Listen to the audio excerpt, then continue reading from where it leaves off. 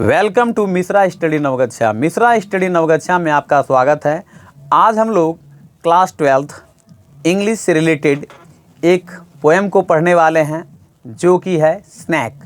और इस पोएम में खास करके हम डिटेल एनालिसिस करने के बजाय आपको एक समरी बताएंगे जिससे कि आपको एग्ज़ाम में लिखने में कोई परेशानी नहीं होगी। खास करके यदि पूछ दिया जाए तो आप इसे आसानी से लिख सकते हैं, बट इन चीज़ों को आपको याद रखना होगा। तो चलिए देखते हैं। यह जो समरी है जिसका नाम है स्नैक, एक पोएम है जो बहुत ही इंटरेस्टिंग पोएट्री है जिनको कि D.H. लॉरेंस ने लिखा है। तो चलिए इसको हम देखते हैं। सबसे पहले हम लोग कवि परिचय को देखेंगे और उसके बाद उन्होंने इस पोएट्री में क्या बताया है इन चीज़ों को भी देखेंगे।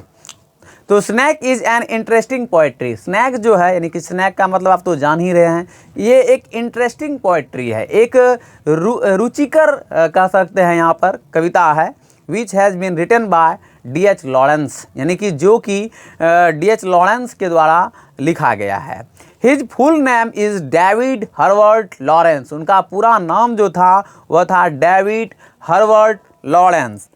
He was born on 11 September 1885 in England, यानी उनका जन्म जो हुआ था 11 सितंबर 1885 ईस्वी को इंग्लैंड में, and died on 2 March 1930 in France. और उनकी मृत्यु जो हुआ था वो 2 अक्टूबर यानी 2 मार्च 1930 को फ्रांस में। Really he was a great person of England. वास्तव में वे इंग्लैंड के एक बड़े ही जाने माने सभ्य व्यक्ति थे। He belong to the educated family, क्योंकि वे संबंधित थे एक शिक्षित परिवार से। He wrote a lot of prose, poetry, novel etcetera in his life, यानी कि उन्होंने अपने जीवन में भारी मात्रा में गद्य और काव्य और उपन्यास इत्यादि को लिखा है। इन his life and become very famous with in few times in the world. और अपने जीवन में ही वह खुद कुछ ही समय में जो है मतलब विद इन फ्यू टाइम्स कुछ ही समय में पूरे वर्ल्ड में फेमस हो गए, अर्थात विख्यात हो गए, क्योंकि उनका जो लिखने का जो जेनरा था, स्टाइल जो था वह बहुत ही इंटरेस्टिंग था, जिस वजह से उनका जन्म तो इसे इंग्लैंड में हुआ था और मृत्यु जो है फ्रांस में हुआ था, लेकिन अपने लेखनी के बल पर वे पूरे विश्व में छा गए कुछ ही समय में।